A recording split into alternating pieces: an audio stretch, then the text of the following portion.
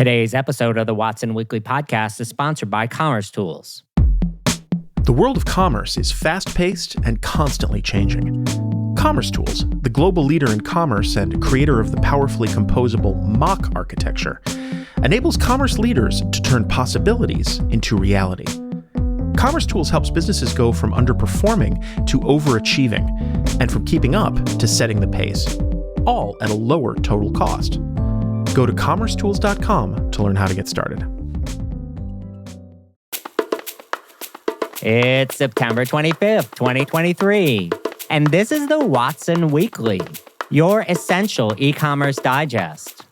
Today on our show, TikTok Shop launches in the United States. Shopify CEO outlines company operating principles. Klaviyo and Instacart IPOs mark their debut.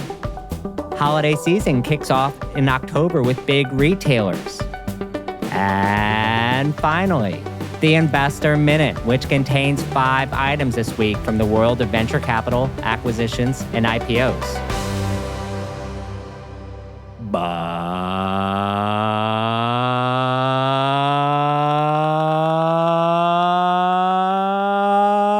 But first, in our shopping cart full of news, TikTok Shop launches in the United States. TikTok increasingly is coming for a number of companies at the same time, I find. Amazon, for instance, TikTok has allocated $500 million in promotional credits this year to fund their own Black Friday deals and are partnering to build their fulfillment infrastructure. Also, Shopify. TikTok is building storefronts for entrepreneurs that cannot link to off-platform stores and their own shopping destination, which Shop app I'm sure would have loved to become. And then Google. They're adding Wikipedia links into their feed, and it's increasingly being used as a general-purpose search engine, particularly by Gen Z. Even eBay is in the crosshairs as TikTok Shop UK has added a refurbished phones business, indicating that TikTok is starting to think more like a traditional marketplace with a video discovery front end.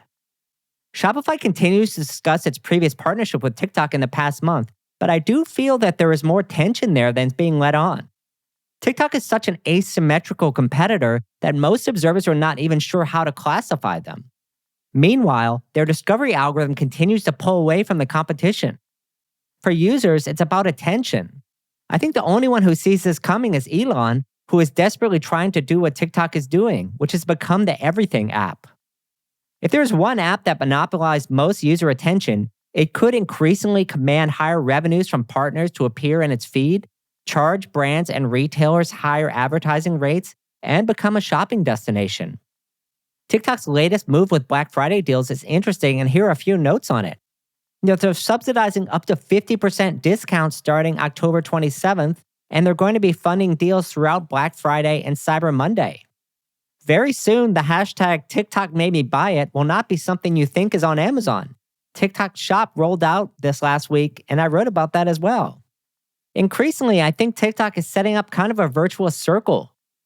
They have ways for creators to sell directly and an ecosystem of app partners to connect to their software. In other words, TikTok App Store. There are ways for influencers to get paid for referring other TikTok creators rather than using a general-purpose affiliate program, i.e. self-referring affiliates. They're also enabling creators to fulfill if they need this assistant through fulfillment infrastructure. They're also funding great discounts online and encouraging consumers to shop. And as they continuously improve the discovery algorithm, this also has an effect of increasing the user minutes spent on the app. Indeed, the North American market may not have seen anything like this at scale. The reason it could all work? TikTok is not chasing attention. Their attention minutes are growing, and for a marketplace business, that's the foundation of success, providing services to fulfill that demand.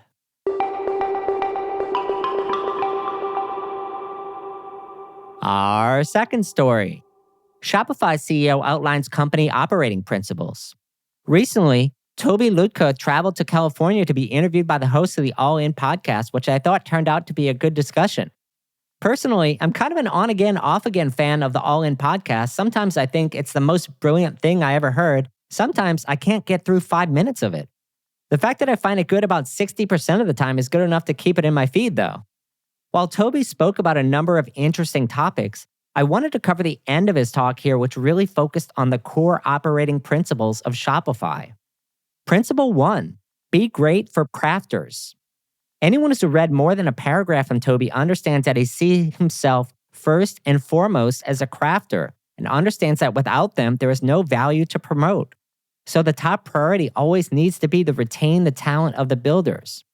Bill Gates had a famous quote I'll remember, but I can never find it.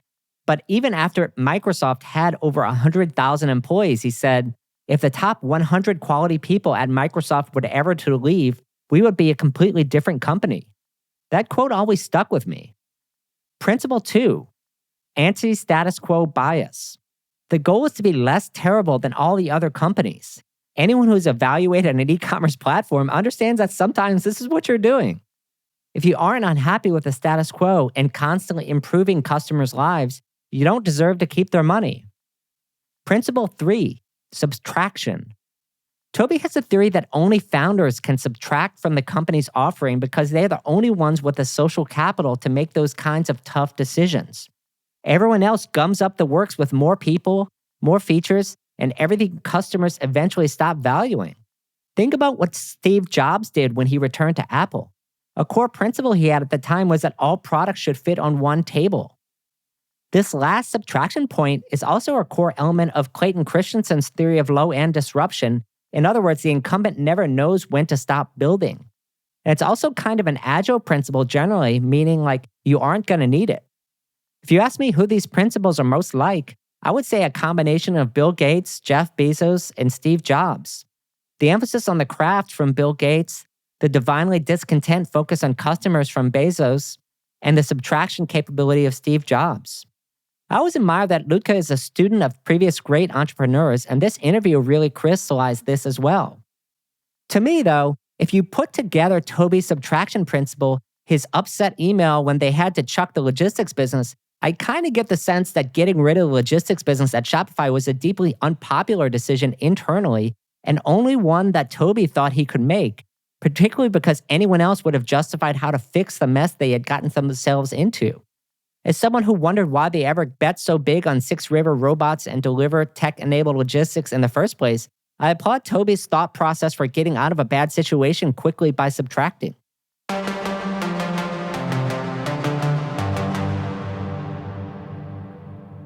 Our third story. Klaviyo and Instacart IPOs marked their debut. Last week on the program, we previewed the upcoming Klaviyo and Instacart IPOs, which happened in the last week. Here are a few key points on each of them. Let's go with Instacart first. Instacart's stock opened up 12% on opening day debut last Tuesday, and in doing so, the digital advertising company posing as a grocer snapped up a nice NASDAQ ticker symbol, CART. On the first day of closing, Instacart was valued at around $11 billion, which is up from what I thought was an initially low valuation of $9 billion it was going to go out with previously.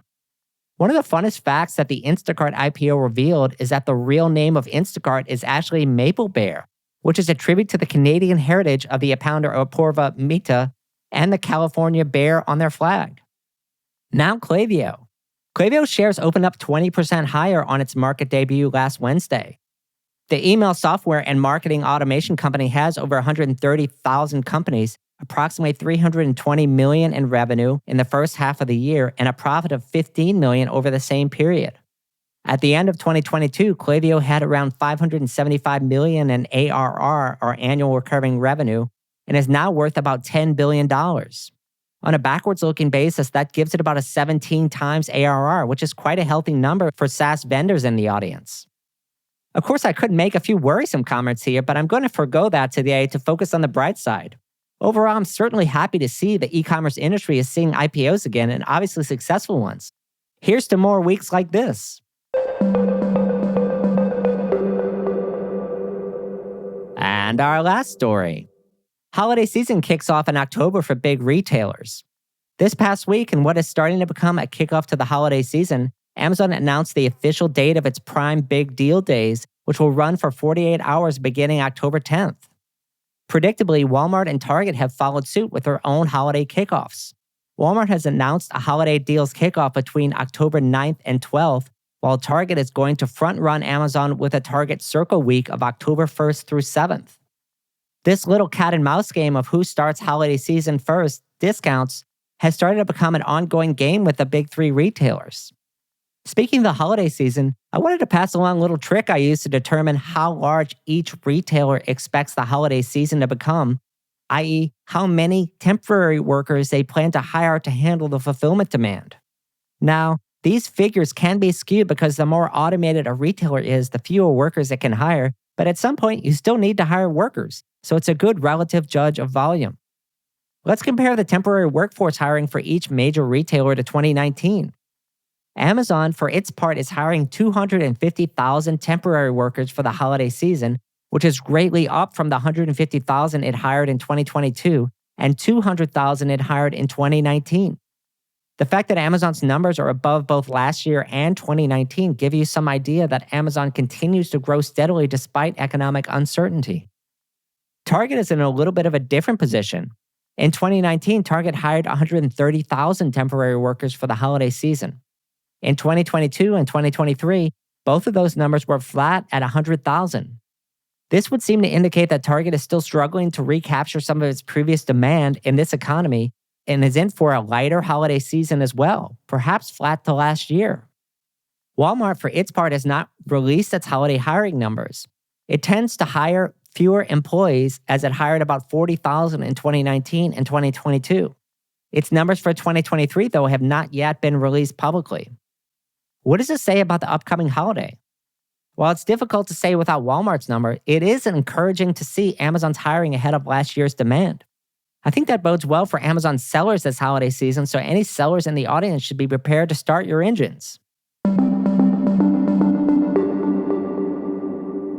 Hey Watsonians, did you know that Amazon has released a tool based on artificial intelligence to help sellers create product content? The large platforms are driving the AI buzz currently. If you were in our online community, you would. To stay on top of what's going on in e-commerce and join the conversation, visit community.rmwcommerce.com today. Now a word from our sponsor, Commerce Tools. When a multi-billion-dollar beauty brand's e-commerce platform reached the end of its life, the entire business was at risk, including the ability to serve customers. By switching to Commerce Tools and embracing a more flexible mock architecture, the retailer's vision for connecting in-store and personalized shopping experiences became a reality. The brand can now roll out new features within days, securing its position as a modern brand that uses technology to its advantage. If you're being held hostage by your technology platform and your developers have thrown up their hands, tell them to start a free trial at commercetools.com today. It's that time, friends, for our Investor Minute. We have 5 items on the menu today. First, rapid grocery delivery service Getir raised $500 million in new funding. According to the Financial Times, on-demand grocery service Getir is raising $500 million at a $2.5 billion valuation. Consumers are less interested in the convenience and discounts offered by Getir, who have exited markets in Europe and seen its valuation decrease by over $9 billion since March 2022. Second, J.M. Smucker Company to acquire Hostess Brands. J.M. Smucker Company will acquire Twinkie maker Hostess Brands via a cash and stock deal worth $5.6 billion. Smucker continues to acquire brands optimized by private equity as Hostess adds additional revenue and earnings upside. Third, ShipEase raises $1 million in pre-Series A funding. ShipEase, an Indian-based SaaS 3PL that offers automated shipping, has raised $1 million in a pre-Series A round. The new funding will be used to hire, staff, invest in marketing, and build new features. Fourth, WHP Global acquires majority interest in G-Star Raw. WHP Global has acquired a majority stake in apparel brand G-Star Raw for an undisclosed amount. WHP Global continues to acquire brands that consumers love, and now with this investment has expansion and growth opportunities. And finally, Skinny Dipped raises $12 million Series A funding. Skinny Dipped, which makes healthy snacks, raised a $12 million Series A from investors, including celebrities, athletes, and entertainers. The new funding will be used to enter new categories, product development, and further expansion into retailers. And now, for today's final word for the week of September 25th, liquidity. The word liquidity references not only the recent Instacart and Klaviyo IPOs, it also represents a warning to venture-backed companies in the audience. You see, most people are still predicting that interest rates will remain high through at least the first half of 2024, which will likely mean that easy fundraising is also not going to return anytime soon. The next 6 to 9 months is going to be very tense for a lot of venture-backed companies, and personally, I would urge every founder either to be very comfortable they can raise money or to have about 2 years of runway. Having 24 months of runway instead of 12 to 15 months give you options. You can, of course, raise money in advance, but you can also raise money on your own terms, rather than when you're forced to. Desperation never helps a fundraising or acquisition pitch. That's all for this week. Till next time, Watsonians. Hi, I'm Rick Watson, CEO and founder of RMW Commerce Consulting and host of the Watson Weekly podcast, your essential e-commerce digest. Our production partner for the series is Citizen Racecar.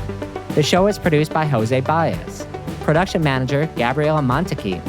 To hear new episodes of the show every Monday morning, subscribe now at rmwcommerce.com/Watson Weekly and wherever you get your podcasts.